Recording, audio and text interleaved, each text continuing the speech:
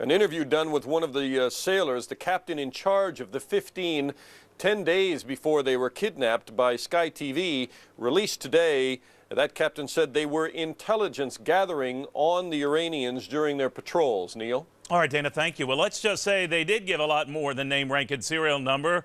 Without a hint of much abuse, some of those captured British soldiers gave more than just a hint of info.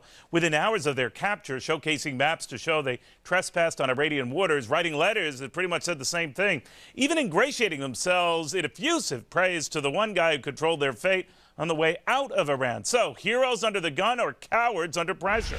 Lieutenant Colonel Bob Maginnis says cowards. Captain Robert McGovern says heroes. He's author of All American. So, Colonel Maginnis, to you first. Not pleased with their performance? Well, it looks like holiday in Tehran. You indicated there, Neil, that they were standing before Ahmadinejad, and they were thanking him for the kind treatment, for letting him go.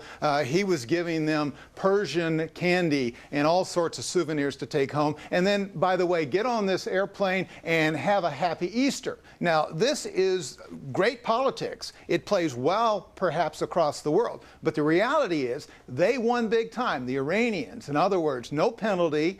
Essentially, the oil went way up. He padded his pocketbook in a time of inflation and certainly unemployment. He bloodied the nose of a key Western ally. And of course, he's a big hegemon in that part of the world par excellence. And he has great ambitions, and it looks as if he might realize those. Captain McGovern, if the colonel is right, though, a lot of the fault lies in the attitude and the way these soldiers themselves acted. Do you agree with that?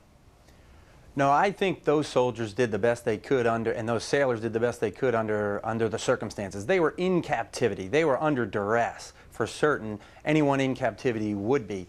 The parade that we saw on TV was directed by the Iranians. I'm certain that those sailors weren't asking to do those things. They were being directed in a public manner by the Iranians. They didn't give the Iranians anything of real value. They paid lip service to the Iranian government. The only ones who look like cowards or look ridiculous in this entire scenario are the people in Iran who made the decision to treat these brave men and young women the way they did. Colonel, whatever happened to just name, rank, and serial number? Code of conduct, we're sworn when we are captive to try to resist, to try to escape, not to give up any information. We don't know yet if they gave any information, much less if they knew any. I think this is more of a PR success for Iran and really hurts the West in the eyes of the Persian and Arab world.